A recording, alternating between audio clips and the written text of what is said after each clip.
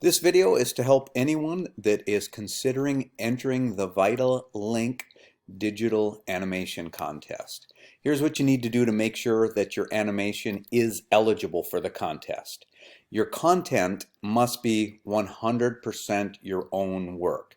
So this means that you cannot use any characters or graphics that have a copyright. So for example, you can't make up your own animation using Disney characters because those are copywritten characters. You may not show your characters using an Apple iPhone or eating Doritos brand chips. However, your character could use a generic phone or eat generic potato chips or even parody potato chips where it kind of looks like the thing, but it has, like a different spelling or whatever, because parodies are fair game under copyright. The music that you use must be royalty free. And what that basically means is unless you're being told that this music that you're going to download and use is royalty free, unless you're told that, assume that it is copywritten and that you do not have permission to use it. Your animation must be at least 1 minute long to enter the contest, and they do also have a maximum of 3 minutes, but we're not doing videos that long anyhow. Submitting your work does not guarantee you a spot in the contest. Most of the time, I only end up having enough students submit work, and I have enough spots for that. But if in the event that we get more entries, then there are slots available to me in the contest.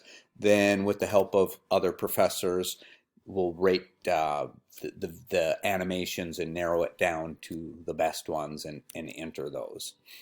But definitely give it a shot. Get me over your animation. It doesn't cost you anything.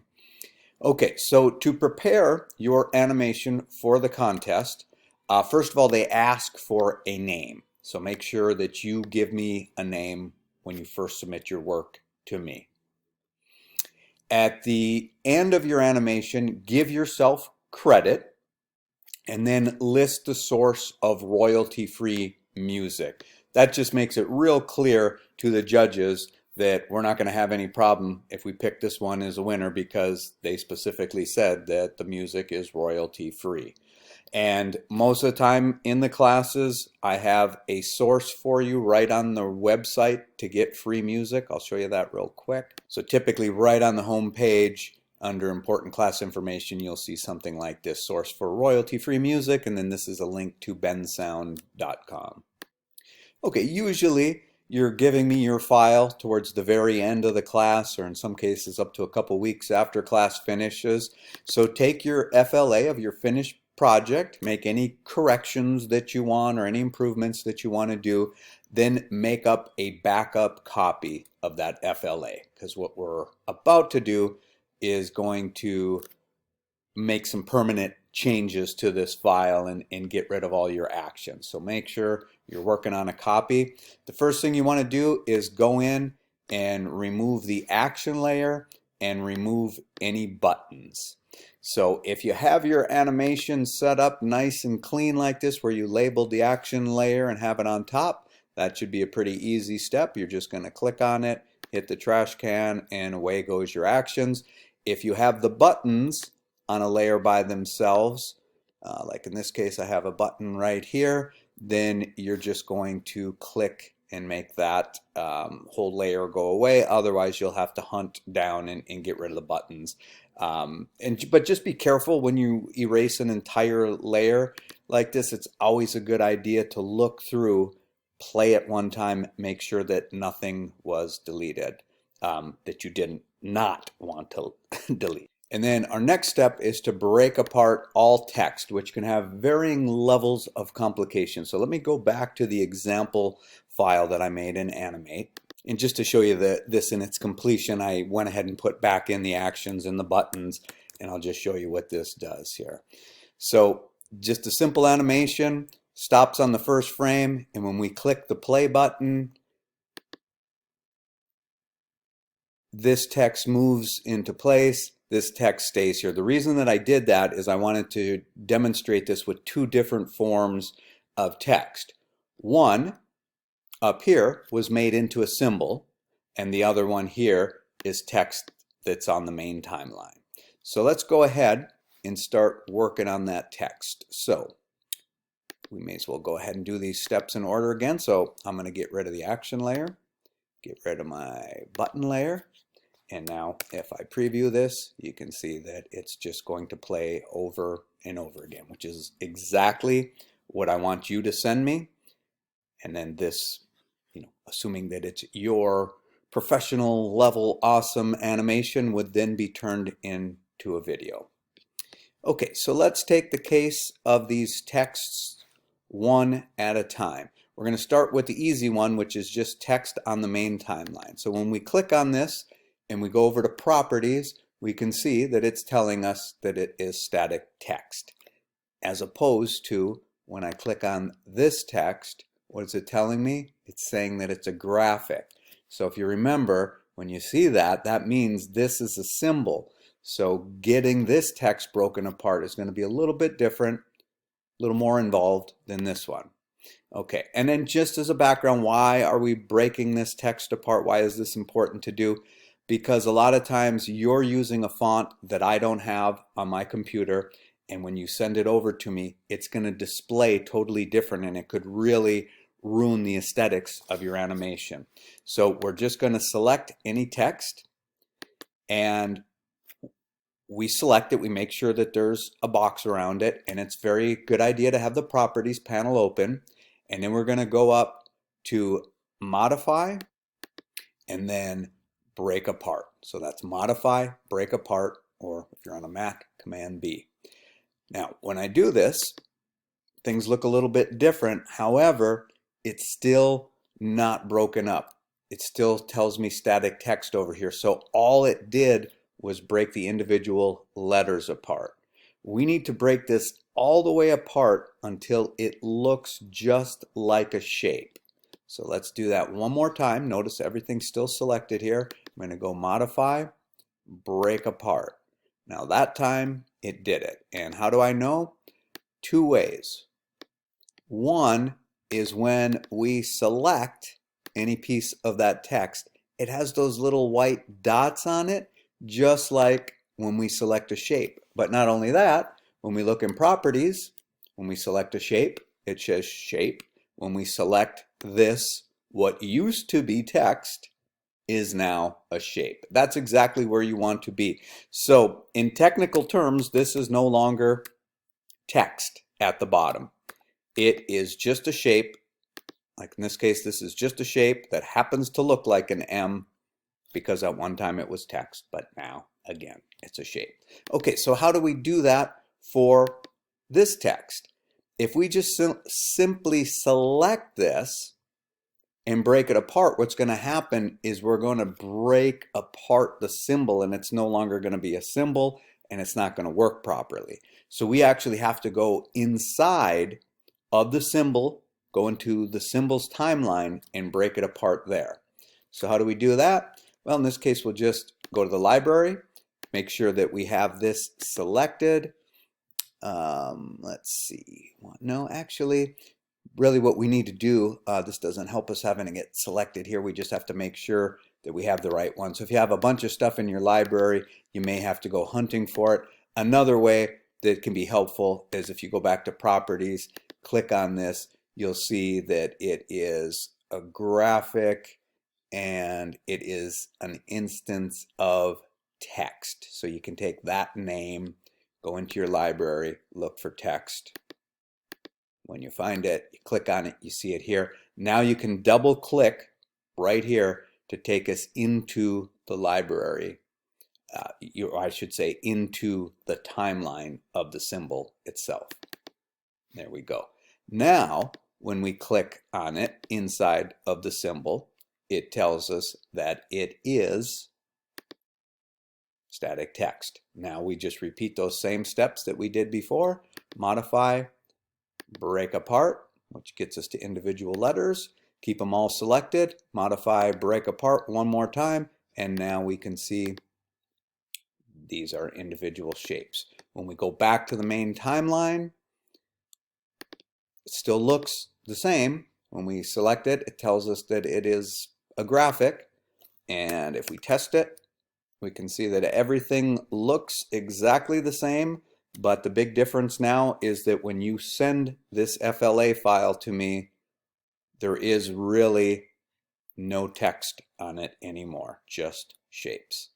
Now, I have seen text disappear after breaking apart.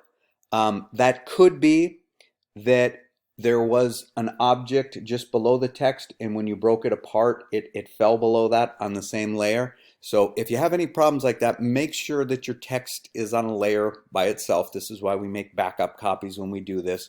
Go back to the backup before you did anything, or go back to your perfect file, then do a file save as, and then go back, repeat these steps, but this time make sure that the text is on a layer by itself if this gives you problems.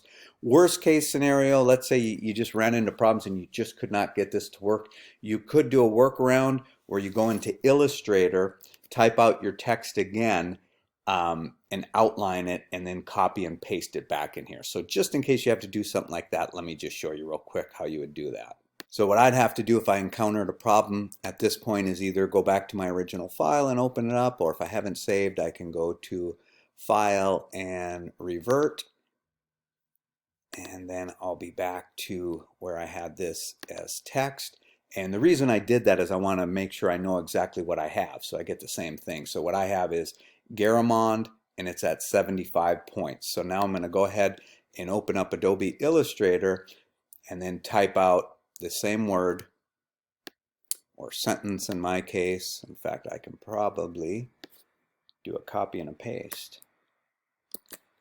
All right, so back in Illustrator, I'm going to go File, New, just make a standard size. Actually, it doesn't matter what size document you have. Go to Create. As soon as it comes up, we're going to grab the text tool. We're going to click, and then we're going to do Command V to paste. And actually, it doesn't look like it copied the property. So we still have to go in here, select all of the text, go over to the character panel, which should show up when you're working with text under the properties panel, get our font that we had, which in this case was Garamond, and it was 75. And these will go ahead and do the color here. So let's look back. I think that was blue. Yeah, just plain old blue.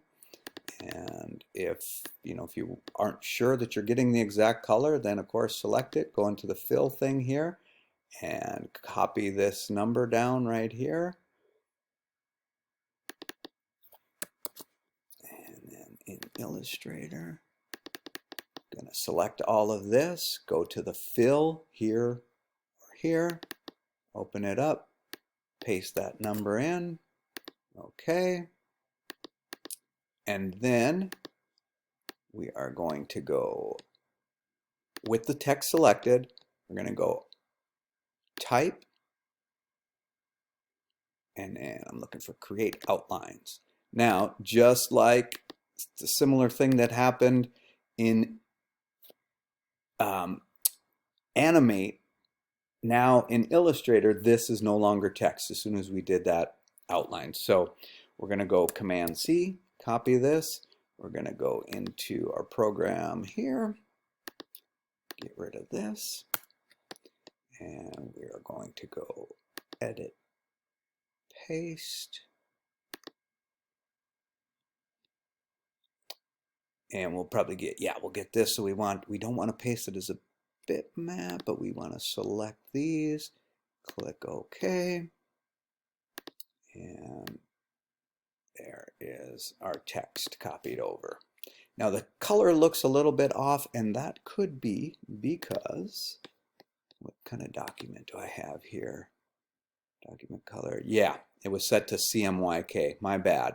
So we would want this to be on RGB because that's the same color profile here. So if you made the same mistake I did, you would just go back, do it again, File, Color Mode, change it to RGB, go back in here one more time and select all of this.